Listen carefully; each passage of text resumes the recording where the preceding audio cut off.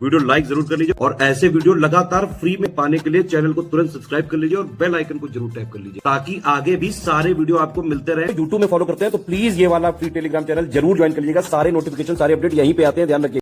नमस्कार दोस्तों, exam preparation के यूट्यूब चैनल पर मैं प्रियंका एक बार फिर से आप सभी का बहुत बहुत स्वागत करती हूं। और आज की जीएस की क्लास में जो हम लोगों का टॉपिक चल रहा है संवैधानिक निकाय और गैर संवैधानिक निकाय, उसको कंटिन्यू करेंगे क्योंकि पिछली क्लास में मैंने कुछ संवैधानिक निकाय आपसे डिस्कस किए थे। बाकी के आज जो संस्थाएं या निकाय हैं वो सारे आज डिस्कस कर लूंगी, फिर गैर संवैधानिक निकाय हम लोग पढ़ेंगे।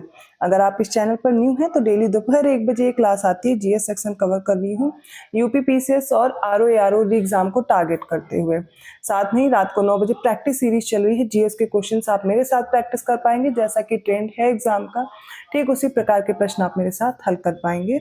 और इन क्लासेस की आप प्लेलिस्ट भी देख सकते हैं, चैनल पर विजिट करेंगे आसानी से मिल जाएगी। अभी जो आप पढ़ रहे हैं, जो बचा हुआ समय है, आरओ वाले जो स्टूडेंट्स हैं वो खासकर कोशिश करें प्रैक्टिस ज़्यादा से ज़्यादा करें। और अभी भी अगर आपको कोई प्रॉब्लम आ रही है तो आप पेड क्विज ज्वाइन करके अपनी एफिशिएंसी और इंक्रीज कर सकते हैं और बेहतर ढंग से आप प्रैक्टिस कर सकते हैं, क्योंकि अभी भी समय है। अगर आप तैयारी कर रहे थे तो उसको कंटिन्यू रखिए, बीच में ब्रेक मत कीजिए, इधर उधर की बातों पे ध्यान मत दीजिए, क्योंकि आपको एग्जाम देना ही है तो कोशिश कीजिए बेहतर प्रिपरेशन के साथ दिया जाए। इसके अलावा यूपी पीसीएस 2025 वाले स्टूडेंट्स, नया कोर्स आ चुका है, आप उसे ज्वाइन करके pre plus mains complete preparation कर सकते हैं। या आपके कोर्स से रिलेटेड सामान्य जानकारी है, अगर आप ज़्यादा जानकारी चाहते हैं डिस्क्रिप्शन बॉक्स में मैंने नंबर दिया, आप उन पर कॉन्टैक्ट कर सकते हैं। या फिर गूगल प्ले स्टोर से आप एससीएस का ऐप डाउनलोड कर लीजिए, सारी इन्फॉर्मेशन आपको वहाँ मिल जाएगी। तो चलिए आज की अपनी क्लास स्टार्ट करते हैं। सबसे पहले आज हम लोग देखेंगे भारत का नियंत्रक और महालेखा परीक्षक। तो इनका जो उल्लेख है वो आर्टिकल 148 में किया गया है। तो भारत के संविधान में जो अनुच्छेद 148 है, इसमें नियंत्रक और महालेखा परीक्षक के स्वतंत्र पद की व्यवस्था की गई है और संक्षेप में इन्हें महालेखा परीक्षक कहा गया है। तो यह भारतीय लेखा परीक्षा और लेखा विभाग का मुखिया होता है। लोक वित्त का संरक्षक होने के साथ साथ देश की संपूर्ण वित्तीय व्यवस्था का नियंत्रक भी होता है। इसका नियंत्रण राज्य और केंद्र दोनों स्तरों पर होता है। इसका कर्तव्य होता है कि भारत के संविधान और संसद की विधि के तहत वित्तीय प्रशासन को संभाले।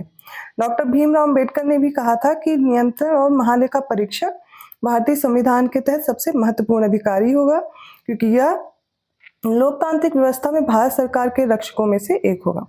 और इन रक्षकों में उच्चतम न्यायालय, निर्वाचन आयोग और संघ लोक सेवा आयोग भी शामिल है। फिर नियंत्रक और महालेखा परीक्षक की जो नियुक्ति है ये इंपॉर्टेंट है, राष्ट्रपति द्वारा की जाती है। और कार्यभार संभालने से पहले जो राष्ट्रपति के सम्मुख अपनी शपथ या प्रतिज्ञा लेते हैं। अब इनका कार्यकाल कितना होता है ये जरूरी है आपको याद रखना। तो इनका कार्यकाल 6 वर्ष या 65 वर्ष जो भी पहले हो इस आयु तक होता है। और इससे पहले वे राष्ट्रपति के नाम किसी भी समय अपना त्यागपत्र दे सकते। तो अपना त्यागपत्र किसे देंगे? राष्ट्रपति के समक्ष देंगे।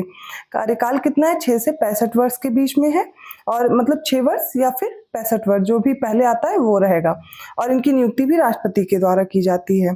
तो राष्ट्रपति द्वारा इसे उसी तरह हटाया जाएगा जैसे कि सुप्रीम कोर्ट के जो जजेस होते हैं, मतलब उच्चतम न्यायालय के जो न्यायाधीश को जैसे हटाते हैं, ठीक उसी प्रकार इनको भी इनके पद से हटाया जा सकता है।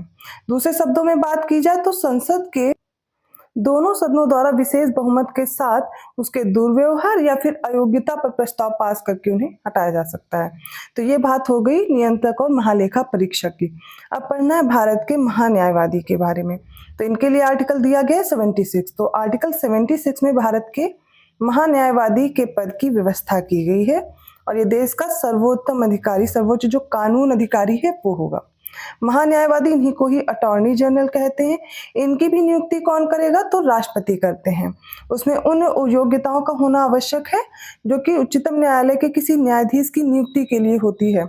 आप लोग को कमेंट करके बताना है कि न्यायाधीश की नियुक्ति की योग्यताएं क्या क्या हैं। सुप्रीम कोर्ट में और हाई कोर्ट दोनों की बतानी है यहाँ पर, लेकिन आपको महान्यायवादी की नियुक्ति के लिए जो भी योग्यता है वो दी गई है। तो दूसरे शब्दों में बात की जाए तो आवश्यक है कि भारत के नागरिक हो सबसे पहले, और उच्च न्यायालय में न्यायाधीश के रूप में काम करने का इनके पास 5 वर्ष का अनुभव होना चाहिए, या फिर किसी उच्च न्यायालय में इन्होंने 10 वर्षों तक वकालत की हो। तो इन दोनों में से कोई भी अगर एक क्राइटेरिया इसमें होता है, फॉलो होता है, तो ये चुने जा सकते हैं अटॉर्नी जनरल ऑफ इंडिया। या फिर राष्ट्रपति के मतानुसार वह न्यायिक मामलों का योग्य व्यक्ति होना चाहिए।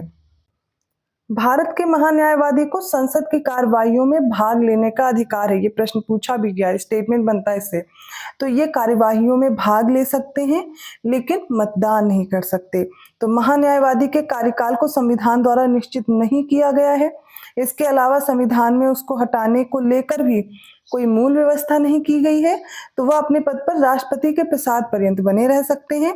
इसका तात्पर्य क्या है? तो राष्ट्रपति द्वारा किसी भी समय इन्हें हटाया जा सकता है और राष्ट्रपति को कभी भी अपना त्यागपत्र सौंपकर पदमुक्त हो सकते हैं। परंपरा क्या है कि जब सरकार या मंत्रिपरिषद त्यागपत्र दे दे, उसे बदल दिया जाए तो उसे त्यागपत्र देना होता है, क्योंकि उसकी नियुक्ति सरकार की सिफारिश से ही की जाती है। इसके अलावा संविधान में महान्यायवादी का पारिश्रमिक तय नहीं किया गया है। तो उसे निर्धारित कौन करेगा? तो उसे राष्ट्रपति द्वारा निर्धारित पारिश्रमिक दिया जाता है। अब हम डिस्कस करेंगे राज्य के महाधिवक्ता के बारे में। तो संविधान में आर्टिकल 165 में राज्य के महाधिवक्ता की व्यवस्था की गई है। ये राज्य का सर्वोच्च कानून अधिकारी होता है और इस तरह भारत के महान्यायवादी का अनुपूरक होता है। महाधिवक्ता की नियुक्ति किसके द्वारा होगी? तो राज्यपाल के द्वारा होती है और उस व्यक्ति में उच्च न्यायालय का न्यायाधीश बनने की योग्यता होनी चाहिए। अगर दूसरे शब्दों में कहा जाए तो भारत का नागरिक होना चाहिए, 10 वर्ष तक न्यायिक अधिकारी या फिर उच्च न्यायालय में 10 वर्षों तक वकालत करने का अनुभव होना चाहिए। तो ये एलिजिबिलिटी भी आपको देखी रखनी है, क्योंकि यहाँ से प्रश्न बनता है। इसके अलावा संविधान द्वारा महाधिवक्ता के कार्यकाल को निश्चित नहीं किया गया है। इसके अतिरिक्त संविधान में उसे हटाने की व्यवस्था का भी वर्णन नहीं है। तो ये राज्यपाल के प्रसाद पर्यंत बना रहता है। इसका तात्पर्य क्या है कि राज्यपाल द्वारा इन्हें कभी भी हटाया जा सकता है या फिर ये अपना त्यागपत्र दे सकते हैं। त्यागपत्र किसे देंगे? राज्यपाल को अपना त्यागपत्र देकर भी ये कार्यमुक्त हो सकते हैं। सामान्यतः वह त्यागपत्र तब देता है जब सरकार या मंत्रिपरिषद त्यागपत्र देती है या पुनर्स्थापित होती है, क्योंकि उसकी नियुक्ति सरकार की ही सलाह पर होती है। और संविधान में महाधिवक्ता के वेतन भत्तों को भी निश्चित नहीं किया गया है। तो कौन निर्धारण करेगा इसका निर्धारण करेंगे राज्यपाल। ठीक है, तो अभी तक आपने पढ़ा नियंत्रक और महालेखा परीक्षक, फिर आपने भारत का महान्यायवादी पढ़ा और ये राज्य का महाधिवक्ता। इसके बाद अगली क्लास में अब हम लोग नॉन कॉन्स्टिट्यूशनल बॉडीज या फिर गैर संवैधानिक निकाय पढ़ने वाले हैं। पिछली क्लास में हमने डिस्कस किया हुआ है कि कौन कौन से गैर संवैधानिक निकाय हैं जो हमें पढ़ने, क्योंकि एग्जाम में इनसे भी प्रश्न बनता है। तो ये टॉपिक आपके एग्जाम पॉइंट ऑफ व्यू से बहुत इंपॉर्टेंट हो जाता है। अभी तक आपने जो पढ़ा है पिछली क्लासेस भी आप देख लीजिए और ये साथ में कवर कीजिए। और वीडियो अच्छा लगा तो प्लीज़ लाइक करना मत भूलिए, चैनल को सब्सक्राइब जरूर कर लीजिए और लोगों को शेयर करते रहिए। ऐसे ही कंटेंट के साथ मैं मिलूंगी अगली क्लास में।